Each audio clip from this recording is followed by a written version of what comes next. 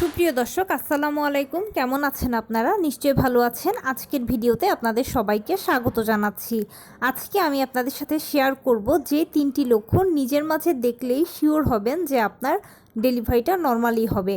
তাহলে চলুন জানাচ্ছি সে 3টি লক্ষণ কি কি। বাই দ্য ওয়ে, মূল ভিডিওতে যাওয়ার আগে একটা কথা বলি, আমি আমার চ্যানেলে pregnancy related, specially normal delivery related অনেক ইম্পর্ট্যান্ট তথ্য ভিডিও আকারে শেয়ার করে থাকি। এই তথ্যগুলো আমার পার্সোনাল এক্সপেরিয়েন্স ও আমার ডক্টরের সাজেশন থেকে নেওয়া। তাই আমার চ্যানেলটিকে যদি একবার আপনারা ভিজিট করেন তাহলে আপনারা আপনাদের প্রশ্নাতীত মনের অনেক প্রশ্নের উত্তর পেয়ে যেতে পারেন। আমন্ত্রণ জানাবো আমার চ্যানেলটিকে একবার ভিজিট করে দেখার জন্য। এবারে চলুন মূল আলোচনায় যাওয়া যাক। আমি শুরুতেই বলেছি আজকে আলোচনা করব 100% নর্মাল ডেলিভারি হবেই যখন আপনি আপনার মধ্যে এই 3টি লক্ষণ দেখতে পাবেন। চলুন বলি সেই লক্ষণগুলো কি কি। দেখুন, আমরা তো সবাই জানি যে নর্মাল ডেলিভারিটা সিজারের তুলনায় খুব ভালো, কারণ সিজার হলো একটা ছোটোখাটো অপারেশনের আগে পরে বিভিন্ন ধরনের ঝুঁকি থাকে, বিভিন্ন ধরনের সাইড ইফেক্টস থাকে। সিজারিয়ান পেশেন্টকে সারা জীবনভর কিছু না কিছু রোগশোক বহন করার পাশাপাশি বিভিন্ন ধরনের নিষেধাজ্ঞা মানতে হয়। নর্মাল ডেলিভারি বা নর্মাল ডেলিভারি পেশেন্টের সব কিছু থেকে সেফ ও সিকিওরড। সেই জন্য সব কিছু জেনে বুঝে আমরা নর্মাল ডেলিভারিকে পছন্দ করি। সন্তান জন্মদানের ক্ষেত্রে আমাদের অন্যতম পছন্দের পদ্ধতি হচ্ছে নর্মাল ডেলিভারি। এখন নর্মাল ডেলিভারি হচ্ছে একটা সম্পূর্ণ প্রাকৃতিক পদ্ধতি। এখানে জোর করে ডাক্তার দিয়ে টানা হ্যাচড়া করে কোনো মতেই কিছু সম্ভব নয়। সম্পূর্ণ প্রাকৃতিক উপায়ে প্রথম থেকে শেষ পর্যন্ত প্রতিটি ধাপ শুরু হয়ে শেষ হবে।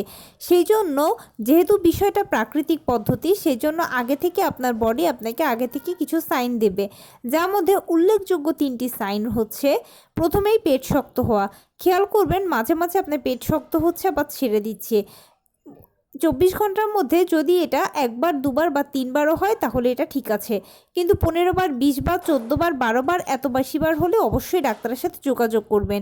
দ্বিতীয় যে লক্ষণ সেটা হচ্ছে ঘন ঘন প্রস্রাবের চাপ অনুভব করা।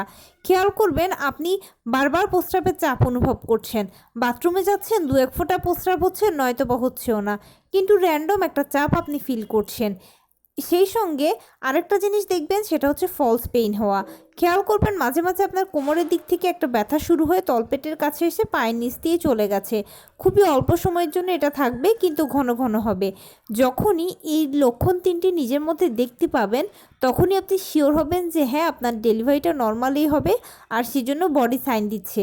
এই 3টে লক্ষণ একেবারে সরাসরি নর্মাল ডেলিভারির লক্ষণ। এবারে বলি এই লক্ষণগুলো আপনারা কখন দেখতে পাবেন। নবম মাস বা 36 সপ্তাহের পর থেকেই বা 36 সপ্তাহ থেকে এই লক্ষণগুলো আপনারা নিজেদের মধ্যে দেখতে শুরু করবেন। কেননা নর্মাল ডেলিভারিগুলো 37 থেকে 40 সপ্তাহের মধ্যে অটোমেটিক হয়ে যায়, এটার জন্য কিছুই করতে হয় না। সেই জন্য আপনি আগে থেকে এই লক্ষণগুলো নিজের মধ্যে দেখতে পাবেন।